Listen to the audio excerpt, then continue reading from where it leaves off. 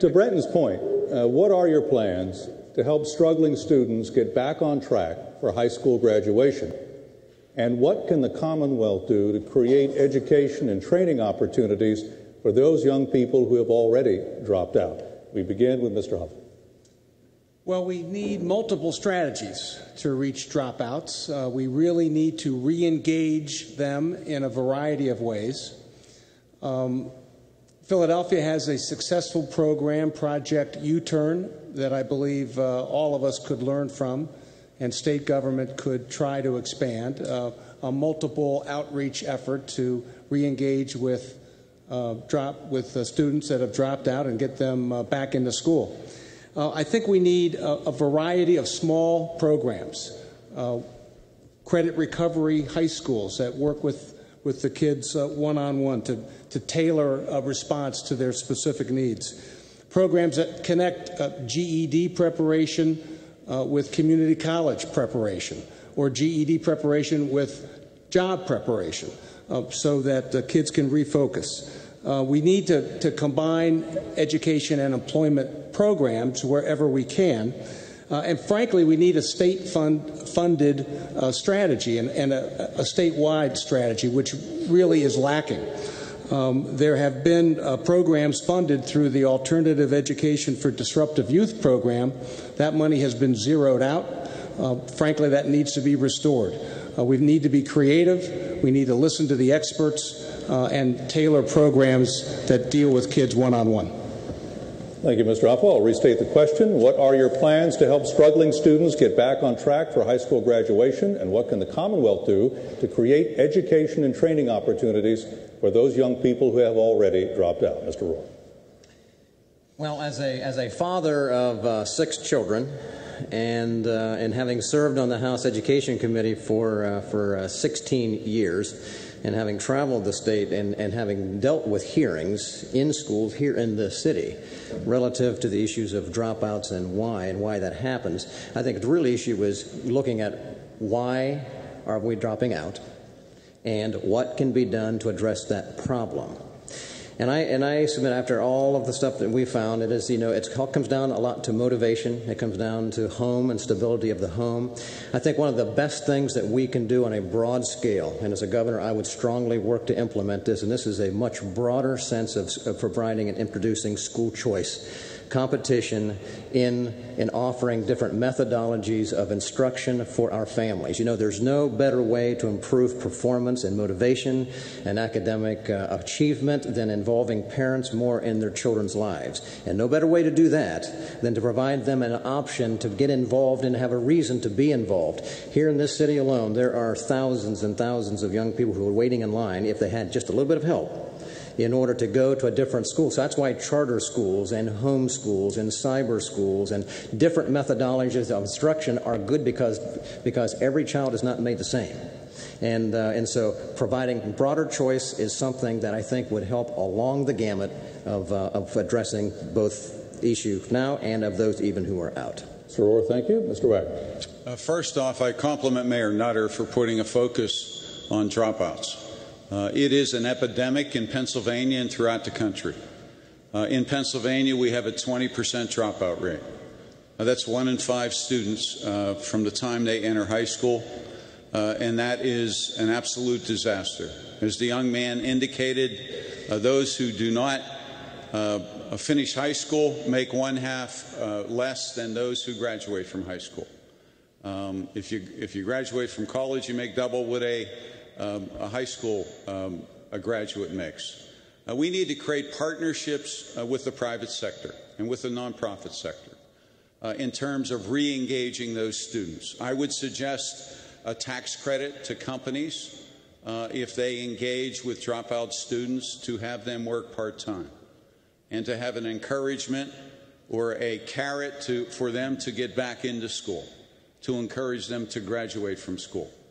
It's in all of our best interest to do whatever we can. So yes, spending in that area by government through tax credits. We have film tax credits. Why can't we have a workforce advancement program for students who are dropouts? So I would create a new initiative with the assistance of the private sector. Thank you, Mr. Wagner. Mr. Corbett, you may begin. First off, Breton, congratulations. That's not the easiest thing in the world to do. You did a great job. And I think everybody realizes that.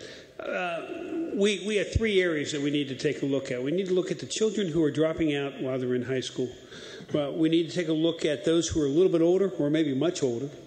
And we need to look at those who are at risk. And we can't have one cookie cutter for all. We have to engage the children before they drop out. A lot of that can be done through school choice, through the charter schools. You have some wonderful charter schools here in Philadelphia. But at the same time, we have to hold the educational system accountable. We have to hold the teachers accountable, the school districts, not just Philadelphia, but across Pennsylvania, to try and work to continue to reduce that dropout. As it goes to the older people, and when I say older, I mean 20. Yeah, that's a lot older, isn't it? Don't get mad. We need to incentivize the career and technical centers that are already out there to offer re-engagement programs. We really need to support the adult basic and literacy education programs that were out there. We need to fund them. We need to redirect the funding for small recovery-focused programs for overaged, undercredited dropouts. And again, we can use charter schools and alternative schools even for the older. And then finally, we have to address that at-risk population and make sure that we bring them into the fold as we're doing this education process. Thank you. Mr. Honorado. Thank you. The next governor definitely is going to be faced with a pretty tough economic situation. We all agree with that. I think everybody agrees with that. And a lot of programs are going to be cut. Where there's some areas you don't want to cut. It's actually money well spent because we'll save money long term. That's why we got to continue funding the costing out study for basic education. Our goal should be to double early childhood. And yes, we should attack the dropout rate. The dropout problem is in two areas. One, the students that are in school that are at high risk of dropping out have an early warning system that we catch them as early as we can and intervene as quickly as possible to try to prevent that dropout and make it more attractive for these kids that want to stay in school. Be creative. The other side of it are the ones that already dropped out. Over 120,000 people have dropped out throughout this state. They're out there somewhere, and no one's taking any responsibility for them because they're out of the system right now. I put in my policy papers for governor that I would make the dropout recovery cabinet that would bring all of my departments together to work on this, to work with the private industry and the workforce investment boards to make sure we figure out what do we do for the individuals that have already dropped out. How do we encourage them to get back into it and to get the degree and to get the technical training they need for the jobs of the future? Because if we do that, we spend money in those areas, the taxpayers win long term because people become productive citizens and they're not coming to the government for help at that point in time. Because if you think it doesn't cost us anything by ignoring it, you're wrong. If you want to turn this economy around, invest up front, do it now, we'll save in the long term. Thank you, Mr. Honorado. If I may suggest one thing, and that is while the candidates are speaking, if you could not interrupt with applause, that would be great for the obvious reasons. No, thank you. I know it's fine. And nothing personal, Mr. Williams. That's fine. It's not directed at you. Yeah, of course you bring that up when it's my turn. I know. So I'll take silence as applause. You got it. All right. So, Britton, I hope I do as well answering your question as you did asking it, because it was quite profound. Let's start with the most obvious thing. Recognize the complexity of a dropout in an urban community or a rural community. Certainly some people are bored. Some people are not challenged. But the harsh reality of parents not being at home, violence in schools, drugs, drug addiction, teen pregnancy are all factors in that process. So if we truly are concerned about dropouts, certainly we need to change the educational process. But once they've dropped out, we have to face the hard reality about how we got to go back out and get them. That's very difficult. So we have to have untraditional and non-conventional ways of capturing that population that have dropped out. Co-ops are certainly the most obvious, and co-ops are having a job and learning and earning money at the same time, because some have dropped out to support their families and have required to do such. Others, non-traditional places. If you have a drug problem, there's no reason why that place that you're rehabbing should not have an educational component to it. If a mother is required to take TANF, then why is she leaving her child at a daycare and going off to be trained? Why isn't she staying at the daycare, being educated along with her child so that she can read to her child at night? Why are we not creating public trust, private sector trust, so we can afford the additional training that all of us want to provide?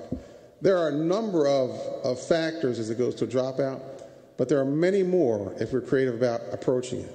And so hopefully I've responded to your question tonight. And I saw the heads nodding, and so I assume that was applause when I was talking. Thank you. And we will move on.